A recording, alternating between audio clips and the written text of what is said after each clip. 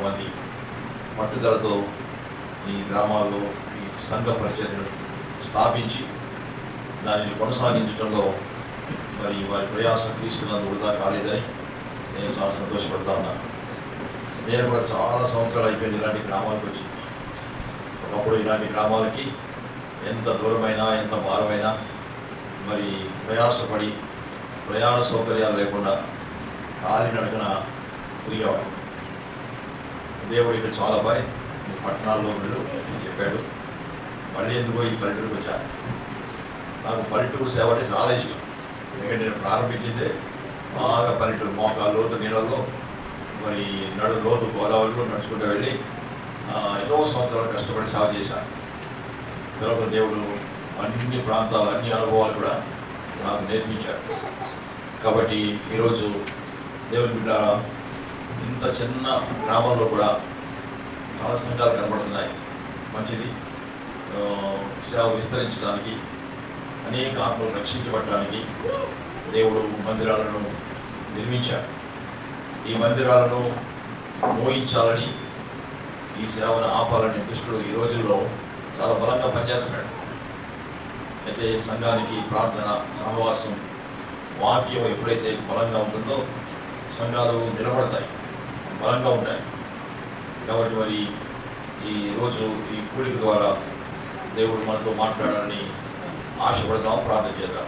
ప్రేమల మా తండ్రి, ఈ మధ్యాహ్నపు వేళ ఇవన్నీ దాసుడు తమ్ముడు సాంబశివరావు ఈ ప్రాంతానికి వచ్చి ఇక్కడ ప్రజల మధ్య ఎంతో శ్రమ వచ్చి ప్రయాసపడి కొన్ని ఆత్మలను ప్రభాని కొరకు సంపాదిస్తున్నారు. మరి వారి వెనుక ప్రోత్సాహకరంగా ఈ దాసుడు సౌర్యులు గారిని మీరు నిలబెట్టి ఎంతోమందిని బలపరచడానికి ఆయనకు అప్పగించిన నమ్మకమైన పరిచర్యకి కొందనాలు. నీ సేవకుడిని దాసుని సులువుగాను బలుపరిచి నీ మాటలు జాగ్రత్తగా వినడానికి కృప చూపించమని యేసు ప్రభువుని ప్రార్థించి వేడుకొంటున్నాము తండ్రి. నీ పేరేంటమ్మా? సుజాత. జాకెట్ తెచ్చావా? చేతి కొనుక్కుంటూ వచ్చేసావు. అడవ మాట్లాడుకుంటూ జాకెట్ ఇచ్చామనుకో సపరేట్ ఉన్నట్టు అర్థమవుతుంది. సరే మాట్లాడుకుని చూడమా. అది ఎప్పుడే సెల్ ఫోన్ ఈ సమయంలో దేవుని బిడ్డారా, మొదటి తిమోతికి రాసిన పత్రిక 3వ అధ్యాయము 14వ వచనాలు చదువుకుందాం. శీఘ్రముగా నీ వద్దకు వచ్చిన నిరీక్షించున్నాను, అయినను దేవుని మందిరములో అనగా జీవము గల దేవుని మందిరములో దేవుని సంఘములో జనులు ఎలాగూ ప్రవర్తింపవలనో అది నీకు తెలియవలని ఈ సంగతులను వ్రాయించున్నాను. చాలా దేవుని బిడ్డారా, మనం ఉదయకాల సమయంలో దేవుని మందిరంలో ఉన్నాం. ఈ మందిరానికి ఒక గొప్ప పేరు పెట్టాడు దేవుడు, జీవము గల దేవుని సంఘం. ఏ సంఘం అది? జీవము గల దేవుని సంఘం. జీవం అంటే బ్రతికిన సంఘం, చచ్చిన సంఘం కాదు. ఇదే సంఘమా? బ్రతికిన సంఘం. కొన్ని సంఘాలు ఉన్నాయి పేరుకు మాత్రమే, జీవించున్నామని పేరు మాత్రం ఉంది, కానీ నీవు మృతుడివే. ఏమండి, కొన్ని సంఘాలకు వెళ్తూ ఉంటాను, అందులో సగం మంది చచ్చినోడే ఉంటారు. చచ్చినోడు అంటే కూర్చునే ఉంటాడు, కానీ తలకాయ ఇలా ముందుకి వెనక్కి కూపుతా నిద్రపోతూ ఉంటాడు. తెలుసా మీకు? మరి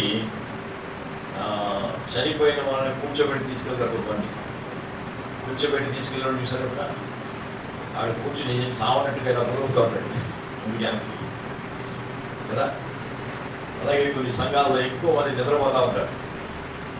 కానీ దేవుడు మనల్ని మృతులైన తన వారిని సజీవులుగా బ్రతికించుకున్నాడు. ఇది సజీవమైన సంఘం, జీవము గల దేవుని సంఘం. సంఘం అంటే పార్లమెంట్ కంటే అసెంబ్లీ కంటే ఎంతో గొప్పది. అర్థమైందా? దేవుని సంఘానికి ఎంత ప్రాముఖ్యత ఉందంటే, ప్రసంగి గ్రంథంలో ప్రసంగి అంటాడు, అన్ని వ్యర్థము వ్యర్థము వ్యర్థము, ఈ భూమి మీద అన్నీ వ్యర్థమే అని చెప్పాడు. కానీ మందిరము వ్యర్థం అని చెప్పలేదు. తెలుసా? దేవుని మందిరము వ్యర్థం అని చెప్పలేదు. ఎందుకంటే ఆయన తెలుసు దేవుని మందిరంలో దేవుడు ఉంటాడు. అందుకని అంటాడు, మీరు మీ దేవుని మందిరానికి వెళ్ళినప్పుడు మీ ప్రవర్తన జాగ్రత్తగా చూసుకోవాలి. మందిరంలో ఎంత జాగ్రత్తగా మనం ఉండాలో అది మనం జ్ఞాపకం చేసుకోవాలి. కాబట్టి సంఘం అంటే చాలా సంఘాలు ఉంటాయి. కుల సంఘం, కార్మిక సంఘం, రైతు కూలీ సంఘం, ఇలాగ చాలా సంఘాలు ఉంటాయి. సంఘం అంటే అవేవి కాదు. కానీ సంఘం అంటే దేవుడు తన స్వరక్తం ఇచ్చి తన ప్రాణం పెట్టి సంపాదించిన సంఘం. సంఘం అంటే ఎవరమ్మా? దేవుడు ప్రయాసపడి శ్రమపడి తన ప్రాణం పెట్టి రక్తం కాచి ఆ రక్తము ద్వారా మనల్ని కొన్నవారు. అపోస్తల కార్యములు 20వ అధ్యాయం, అపోస్తల కార్యములు 20వ అధ్యాయం 28వ వచనం చూద్దాం. దేవుడు తన స్వరక్తమునిచ్చి సంపాదించిన సంఘము అంటారు. దేవుడు మనల్ని సంపాదించడానికి ఆయన ఎంత శ్రమపడ్డాడు, ప్రయాసపడ్డాడు, తన ప్రాణం పెట్టాడు, రక్తం కాచాడు. ఆ రక్తంలో మనం కడిగి పరిశుద్ధులుగా చేసి సంఘములో మనం చేర్చుకున్నాడు.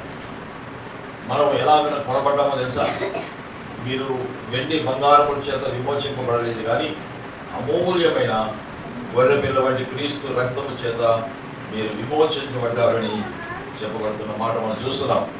కాబట్టి సంఘము దేవుడిది, అదైనా పరిశుద్ధుల సంఘము, నీతిమంతుల సంఘము దేవుడు మనకిచ్చాడు. కాబట్టి మందిరం అంటే దేవుడు ఉండే పవిత్రమైన స్థలం. దేవుడు ఎందుకు మందిరాలు కట్టించాడంటే ఆయన మనల్ని కలవటానికి మందిరం ఒకటే దేవునికి ఇష్టమైన స్థలం. ఇవైనా మరి దేవుని మందిరంలో దేవుడు ఉన్నాడు. కాబట్టి మనం దేవుని మందిరానికి వచ్చి దేవుడిని కలవటానికి ఇది ఒక పరిశుద్ధ స్థలంగా దేవుడు దీన్ని నిర్మించుకున్నాడు. మనం ఎవరైనా కలవాలంటే వాళ్ళు ఎదగెళ్తాం కదా. కానీ దేవుడిని కలవాలంటే ఎక్కడికి రావాలి? దేవుని మందిరంలోకి రావాలి. దేవుని మందిరంలో దేవుడు ఉన్నాడని కీర్తనలో మనం చూస్తున్నాం. కాబట్టి భక్తులు ఆయన మందిరానికి పరుగు తీస్తూ ఉన్నారు. దేవుని మందిరానికి భక్తులైన వారు పరుగులు తీసుకుంటూ వస్తారు. ఎందుకంటే దేవుని మందిరంలో దేవుడు ఉన్నాడు కాబట్టి. దేవుని మందిరానికి దేవుడిని కలవడానికి రావాలి. అర్థమైందా? దేవుని మందిరానికి దేవుడిని కలవడానికి రావాలి. దావీదు దేవుని మందిరం అంటే చాలా ఇష్టం. యెహోవా మందిరంలో పెడుతామని జనులు నాతో అయినప్పుడు నేను సంతోషించిందని. దేవుని మందిరం వెళ్ళడం అంటే దావీదుకి చాలా ఇష్టం. కొంతమందికి మందిరానికి రెండు మందిరానికి రండి, ఇప్పుడు రండి, బాబాయ్ దగ్గరలో రండి అని సాకులు చెప్తారు. ఒక ముసలావిడి పెద్దవాడి 2 గంటల సమయంలో రోడ్డు మీద పరిగెడతా ఉందట. ఎండ రోడ్డు మీద పరిగెడతా ఉంటే అప్పుడే చర్చ అయిపోయింది. పాస్టర్ గారు అందరినీ పంపేసి సైకిల్ తొక్కుంటా ఇంటికి వెళ్తుంటే ఈ ముసలావిడి పరిగెత్తడం చూసి అయ్యయ్యో చెప్పులు కూడా లేవు ముసలావిడికి, ఏం ఆపద వచ్చిందో ఏం కష్టం వచ్చిందో అని సైకిల్ స్పీడ్గా తొక్కుని మామగారు ఆగండి, మీకేంటి పరిస్థితి, ఎందుకు పరిగెడుతున్నారు, ఏం కష్టం వచ్చిందంటే అనువయ్యా ట్రైన్ పార్టీ అయిపోద్ది ఆడండి. ట్రైన్ పార్టీ అంటే మ్యాట్నీ సినిమాకి వెళ్తున్నమాట. అంటే మొదటి నుంచి సినిమాకు ముందు ట్రైన్ పార్టీ చూపిస్తాడు. అక్కడి నుంచి చూడాలని ఆవిడ ఆశ. ఎవరి లోకస్తులకి సినిమాలకు వెళ్ళటం, బార్లకు వెళ్ళటం, సారా కొట్టుకు వెళ్ళటం ఎంతో ఇష్టం. కానీ దేవుని బిడ్డలకి ఎంత ఎండైనా, ఎంత వానైనా, ఎంత చలైనా దేవుని మందిరంలోకి వెళ్ళి పడిపోవాలి. ఆనాడు ప్రజలు యేసు ప్రభువు వారి దగ్గరికి ఎలా వెళ్ళారు తెలుసా?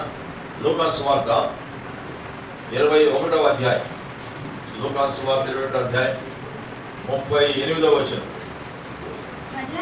ప్రజలందరూ ఆయన మాట వినుటకు దేవాలయములో ఆయన యొద్దకు ఎందరకడే వచ్చినట. ఏమో దేవుని మందిరములోనికి దేవుని మాటలు వినడానికి ఎప్పుడు వచ్చేవారంటాడు? ఎందరకడే వచ్చేవారంట. మనకి ఈరోజు మీటింగ్ ఎన్ని గంటలకి? అమ్మా 10:30. ఎన్ని గంటలకు వచ్చాం మనం? 12 అయిపోయిందా? వస్తూ ఉంది. బస్సుకి వెళ్ళాలంటే 10 నిమిషాల ముందే ఉంటాం. ట్రైన్కి వెళ్ళాలంటే పావు గంట ముందే ఉంటాం. మరి ఫ్లైట్కి వెళ్ళాలంటే, విమానం ఎక్కాలంటే 2 గంటల ముందు ఉంటారు. అర్థమైందా? మరి దేవుని ఎదురుకు వెళ్ళాలంటే 10:30 కాదు, మనం 10ంటికి వెళ్ళిపోదాం. దేవుని సన్నిధిలో కనిపెట్టుకుని కూర్చుందాం. ఆయన రాగానే మొదటి దర్శనం మనమే చేసుకోవాలి దేవుని అనేటువంటి ఆశ ఉండాలి మనకి. అలా ఉన్నప్పుడు ఆశ గల ప్రాణాన్ని దేవుడు తృప్తిపరుస్తాడు. వెళ్ళొచ్చులే, ఇంకా పాటలు కదా పాడుతున్నారు, ఇంకా సౌరి గారు మాటలు పట్టలేదు, ఆచార్య గారు దారిలో ఉన్నారేమో అనుకుంటా వస్తే ఏముంటుంది? ఆశీర్వాదం కోల్పోతాం. మనం ఎవరో ముందు రాకపోయినా ప్రభు ముందుంటాడే. అర్థమైందా? ఆయన ముందుండి ఆయన 2 చేతులు చాపి ప్రయాసపడి భారం పోసుకుంటున్న సమస్తమైన జనులాలను ఎదుగు రండి, నేను మీకు విశ్రాంతినిస్తానని దేవుడు తన ప్రేమతో మనల్ని పిలుస్తున్నాడు ఏమో.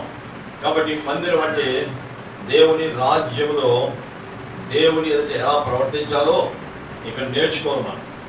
అర్థమైందా? దేవుని రాజ్యంలో మనం ఎలా ప్రవర్తించాలో అవన్నీ కూడా మందిరంలో మనం నేర్చుకోవాలి. ఎవరికైనా రాష్ట్రపతి అవార్డు ఇస్తున్నామని అంటే, రాష్ట్రపతి అవార్డు రేపు తీసుకోబోతుంటే ఈరోజు రాష్ట్రపతి దగ్గరికి ఎలా వెళ్ళాలి, ఆవిడకి ఎలా వందలు చెప్పాలి, తిరిగి మళ్ళీ ఎలా మర్యాదగా బయటకు నడవాలి అని ఒక ట్రైనింగ్ ఇస్తారు. లేకపోతే అప్పటికప్పుడు రమ్మంటే ఇలా రమ్మంటే అలాగే వెళ్తారు, అలా రమ్మంటే ఇలాగ వెళ్తారు. రాష్ట్రపతి గారితో అందరితో మాట్లాడి ఏదో మాట్లాడదాం అనుకుంటారు. ఆ కుదరదు. ఆవిడ ఎందుకు వెళ్ళాలంటే ఒక రోజు ముందు ట్రైనింగ్ పొందాలి, ఏం మాట్లాడాలో ముందే నేర్పిస్తారు, ఎలా వందనాలు చెప్పాలి, ఇవన్నీ నేర్పించి అప్పుడు రాష్ట్రపతి దగ్గరికి తీసుకెళ్తారు. అలాగే మనం పరలోక రాజ్యంలో మన ఇష్టానుసారంగా ప్రవర్తించడానికి కుదరదు. కాబట్టి ఇక్కడ దేవుని మందిరంలో మనకు తరబీదిస్తాడు దేవుడు. మా ఇద్దరు నేర్చుకోండి అంటున్నాడు దేవుడు. కాబట్టి మొట్టమొదటిగా దేవుని మందిరానికి వచ్చే వారందరూ కూడా దేవుని యందు భయభక్తులు కలిగి రావాలి. మందిరంలోకి రావాలంటే ఎలా రావాలమ్మా? దేవుని యందు భయభక్తులు కలిగి రావాలి. అది దేవునికి చాలా ఇష్టం. నా పేరు పెట్టబడిన నా జనులు తమను తాము తగ్గించుకొని, ఏంటరా తమను తాము తగ్గించుకొని భయభక్తులతో మనం దేవుని మందిరానికి చేరుకోవాలి. తర్వాత దేవుని మందిరం అంటే, సంఘం అంటే ఏమనుకుంటున్నారు మీరు? ఏమో దేవుని మందిరము అనగా సంఘం అంటే క్రమము కలిగినది. మొట్టమొదటి దేవునికి ఇష్టమైన క్రమం. అర్థమైందా? ఎలాగ పడితే అలాగ రాకూడదు, అది క్రమం కాదు. బయట క్రమం కొరకు ఏమండి, ఈ మధ్య కాలంలో చాలామంది ఉద్యోగాలకు వెళ్ళేవాళ్ళు కానీ, తర్వాత ట్రైన్ ఎక్కేవాళ్ళు కానీ, ఇలాంటి వాళ్ళందరూ క్రమంగా రావట్లేదని ప్రభుత్వం ఏం చేసిందంటే, క్రమాన్ని పాటించాలంటే కంపెనీ పెట్టింది వేలు ముద్ర. నువ్వు ఎన్ని గంటలకు వచ్చావో అబద్ధం ఆడడానికి కుదరదు. నువ్వు తంపేసినప్పుడు చెప్పేస్తుంది ఎన్ని గంటలకు వచ్చావో టైం కూడా. కాబట్టి అంత ప్రభుత్వం వారు వాళ్ళ యుద్ధకు వచ్చేటువంటి వారు టైంకి రావాలి, క్రమంగా రావాలని కంపెనీని పెట్టారు. నా తమ్ము మీరైతే కుదరదు, మీ తమ్ము నేనైతే కుదరదు, ఎవరి తమ్ము వాళ్ళే అయ్యారు. అర్థమైందా? కాబట్టి దేవుని బిడ్డారా, అలాంటి శ్రేష్టమైన ఈ క్రమాన్ని మనం నేర్చుకోవాలి దేవుని మందిరంలో. దేవుడు క్రమం కలిగిన వాడు. క్రమం అంటే దేవుడికి చాలా ఇష్టం. సంఘంలోనే కాదు, సంఘానికి బయట వెలుపల వారి కూడా మనం ఎలా ఉండాలన్నా మర్యాదగా ఉండాలి. క్రైస్తవులు అంటే నేను లోకానికి తెలిసిన విషయం ఏంటంటే చాలా మర్యాదస్తులండి క్రైస్తవులు, చాలా మర్యాదస్తులు, చాలా మంచివారండి అని ఒక గొప్ప సాక్ష్యం క్రైస్తవులకు దేవుడు ఇచ్చాడు. కాబట్టి క్రైస్తవులు మొట్టమొదటి ఏం నేర్చుకోవాలమ్మా? మర్యాద నేర్చుకోవాలి.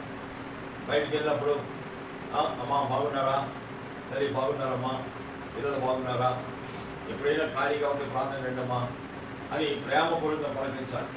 అంతేగాని అలాగా కృష్ణదేవుడు రావచ్చు గారు ప్రార్థనకి మా మందిరంలో అని మాట్లాడతారు కొంతమంది. వాళ్ళకి మన మాట గౌరవిస్తారా? కాబట్టి మర్యాద అనేది చాలా ప్రాముఖ్యం. ఒక అతను అడిగారు, ఏమయ్యా యేసుప్రభువుని ఎలా నమ్ముతున్నామంటే, అయ్యగారండి నేను కూరలు అమ్ముతానండి.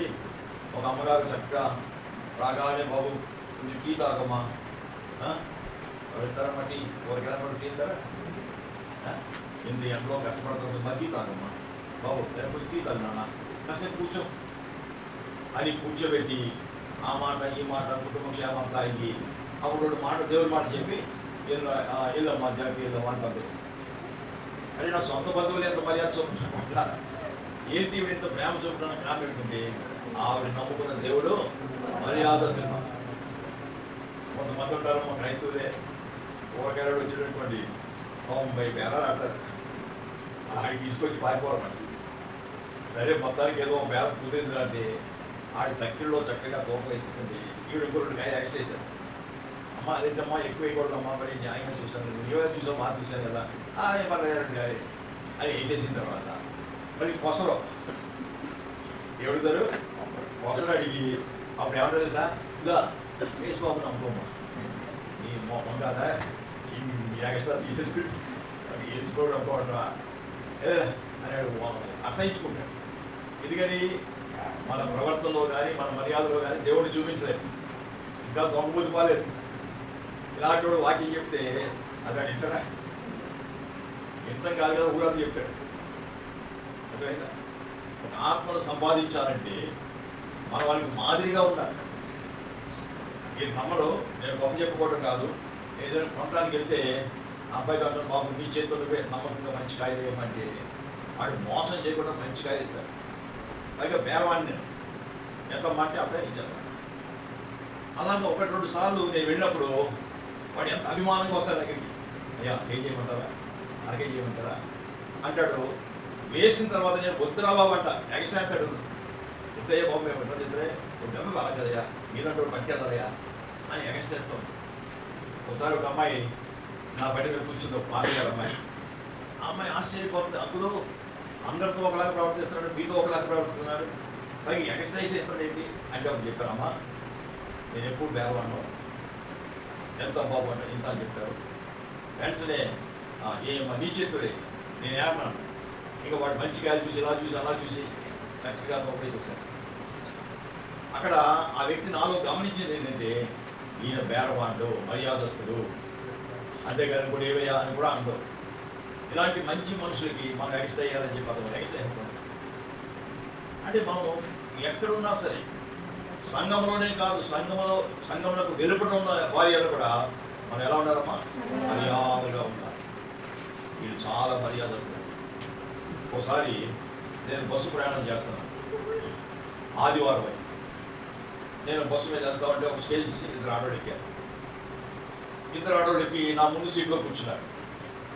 నేను అనుకున్నా మన జాతర వీళ్ళు చక్కగా ప్రాంతంకి వెళ్ళి వస్తున్నాను, చేతిలో బైబిళ్ళు ఉన్నాయి అని సంతోషపడుతున్నాను.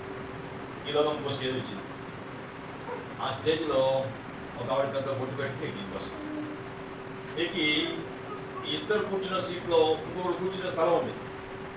వీళ్ళిద్దరూ ఆవిడ ఎక్కడ కూర్చుంటుంది 2 కాళ్ళు ఇలా సార్ చోటు లేకుండా ఆవిడంతా మొత్తం చూస్తాను. ఉందమ్మా సర్దుకోండమ్మా ఎక్కడో చోటు వెనకెళ్ళి అంటున్నారు. ఆవిడ వాళ్ళమ్మ చూడలేదు, సంఘంలో ఉన్న బైబిల్ అమ్మ చూడలేదు. ఈలా క్రైస్తవుడు ఈలా తెచ్చుకెళ్ళి వచ్చేవాడు మొక్కలు కూడా ఎలా ఉన్నాయో మామిడి మొక్కలు అన్నట్టుగా లోపల తిట్టుకోవద్దు. ఇప్పుడు ఎవరు తిడుతున్నావిడ? దేవుడు తిడుతున్నాడు. అందుకే ప్రభు మిమ్మల్ని బట్టే కదా నా నామం అన్ని మధ్య దూషించబడుతుంది. దేవుడిని దూషించడానికి మనం దేవుడిని నమ్ముతున్నామా? దేవుడి నామం అవమానపరచబడటానికి మనం దేవుడిని నమ్ముతున్నామా? ఇంకా 12 గంటలు మిగిలాయి. ఎందుకు ఈ మాట చెప్తున్నారంటే రొట్టెలు తయారైపోయినాయి. మనోడు సంగతి తెలుసు కదా, ఏదైనా పెడితే దొమ్మిగా మీద పడిపోతారు. నాకు పెట్టండి నాకేమైనా మీద పడిపోతారు. ప్రభు అన్నాడే ముందు వాళ్ళందరినీ పంక్తులుగా కూర్చోబెట్టండి, బారు తీరి లైన్గా కూర్చోబెట్టండి, అప్పుడు మీరు రొట్టెలు పంచి పెట్టండి అని చెప్పాడు. ఏమో కనుక మన సంఘానికి వచ్చినప్పుడు ఎలా కూర్చోవాలి, మన లైన్ ఏంటి అని చూసుకొని క్రమంగా కూర్చోవడం అంటే దేవుడికి చాలా ఇష్టం. అందుకని దేవుని మందిరంలో క్రమము కలిగి మనం ప్రవర్తించవలసిన వారు అంటున్నామని మీకు జ్ఞాపకం చేస్తున్నాను. దేవుని పరిశుద్ధ సంఘములో సమయాన్ని కూడా మనం పాటించాలి. ఇది చాలా ప్రాముఖ్యం. ఒకటి క్రమం పాటించాలి, రెండవది సమయం పాటించాలి. అన్నిటికీ సమయం ఉంటుంది కదా, అన్నిటికీ సమయం ఉంటుంది. కానీ దేవుని దగ్గర రావడానికి సమయం ఉంటుంది. చాలా సినిమాకి వెళ్ళేవాడు 1 గంట లేట్గా వెళ్తాడా, 1 అరగంట లేట్గా వెళ్తాడా? ఎక్కడ చూసారా? సినిమాకి వెళ్ళాడు ఎప్పుడు లేట్గా వెళ్ళాడు, గంట ముందే ఉంటాడు అక్కడ, ఆ లైన్లో నిలబడతాడు. మరి దేవుని పరిశుద్ధ సంఘంలోనికి వచ్చేటువంటి వారు మనకు సమయం అనేది కేటాయించారు. ఆ సమయాన్ని మనం మర్చిపోకూడదు. ఎన్ని పనులున్నా దేవుని సమయాన్ని దేవుడికి ఇవ్వాలి.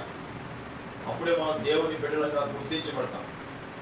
మన దేవుడు క్రమమైన వాడు కనుక మనం కూడా క్రమంగా ఉండాలి. కాలములు సమయములు దేవునివి. కాబట్టి దేవుడు మనకి ఇచ్చిన సమయాన్ని జాగ్రత్తగా గుర్తించి సమయ ప్రకారంగా మనం దేవుని ఎదుగు రావడం పోవడం జరగాలి. అర్థమైందమ్మా? దేవుడు సమయాన్ని చాలా వాటికి చెప్పాడు. కొన్ని పక్షులు వాళ్ళ దేశాల్లో ఆహారం లేకపోతే అవి మన భారతదేశానికి దేవుడు పంపిస్తాడు. వాడికి సమయం తెలుసు. వాడికి ఏం తెలుసమ్మా? ఆకాశం ఎగుడు సంకుపొడి కొంగయు ఎల్లగోవయు మంగళ గతి పెట్టేది తాము రావలసిన కాలము ఎరుగును. పక్షులకు కాలం తెలుసా? తెలుసు. కోడి పుంజికి కాలం తెలుసా? ఇంట్లో ఉంటాయి కదా కోళ్ళు. కోడి పుంజికి ఉదయాన్నే లేచి కోత కుయ్యాలని ఎవరు చెప్తారండి? ప్రెసిడెంట్ గారు చెప్తారా? లేకపోతే గ్రామం నౌకరు చెప్తారా? ఎవరు చెప్తారు వాడికి? దేవుడు చెప్పేశాడు. మొదటి జామున పోత, రెండవ జామున పోత, మూడవ జామున పోత కుయ్యి. ఎందుకంటే నా పిల్లలు నిద్రలో ఉన్నారు. వాళ్ళ పొలం పనికి వెళ్ళాలి, స్కూల్కి వెళ్ళాలి, ఉద్యోగానికి వెళ్ళాలి, ప్రయాణం ఉంది వాళ్ళకి. అప్పుడు గడియారాలు లేవు. కాబట్టి కోడి కూసిన దాన్ని బట్టి జనం బయలుదేరేవారు. అంటే కోడికి కాలం తెలుసు, ఎందుకు యజమానుడు తెలుసు, గాడికి సొంత వారికి దొడ్డి తెలుసు. కానీ అయ్యో నా పిల్లలకు తెలివి లేదు అని బాధపడుతున్నాడు. నా పిల్లలకి ఏం లేదు? తెలివి లేదు. నిజానికి మనిషికి దేవుడు ఎంత జ్ఞానం ఇచ్చాడంటే, ఎంత జ్ఞానం ఇచ్చాడు తెలుసా? వాడి దేవుడి కంటే కొంచెం తక్కువగా చేశాడట. అంత జ్ఞానం ఉంది మనకి. కానీ మనం ఏం చేస్తాం? జ్ఞానాన్ని పాడు చేసుకుంటున్నాం. కాబట్టి దేవుడి బిడ్డల సంఘం అంటే చాలా మర్యాద కలిగింది. సంఘంలో ఏముండాలమ్మా? మర్యాద ఉండాలి. మరి మర్యాదగా ఉంటున్నావా? మర్యాద నేర్చుకున్నావా? మర్యాదను పాటిస్తున్నావా? మందిరంలోకి రాగానే ముందు ఏం చేయాలి తెలుసా? మోకరించి ముందు దేవునికి నమస్కారం పెట్టాలి. రండి, నమస్కారం చేసి సాగిలపడదాము. మనలను సృజించిన యెహోవా సన్నిధిని మోకరించదము అంటున్నాడు. మొట్టమొదటి మందిరంలోకి రాగానే ఎవరికి నమస్కారం చేయాలమ్మా? దేవునికి నమస్కారం చేయాలి. తర్వాత ఎవరికి చేయాలి? దేవుని సేవకునికి వందనాలు చెప్పాలి. తర్వాత ఎవరికి చెప్పాలి? మీ పక్కవాడికి చెప్పాలి. ఎవరికి చెప్పాలి? మీ పక్కన కూర్చున్న వాళ్ళకి రైతులు వందనాలమ్మా, బాగున్నారా? ఇంకెక్కువ మాట్లాడకూడదు. అర్థమైందా? ఎక్కువ మాట్లాడితే విస్తారమైన మాటలు ఏమన్నా మాట్లాడా దోషం ఉండదు. వందనాలు చెప్పుకోవాలని గౌరవం, అది మర్యాద. కాబట్టి సంఘం అనేది చాలా మర్యాద కలిగిందని మీకు జ్ఞాపకం చేస్తారు.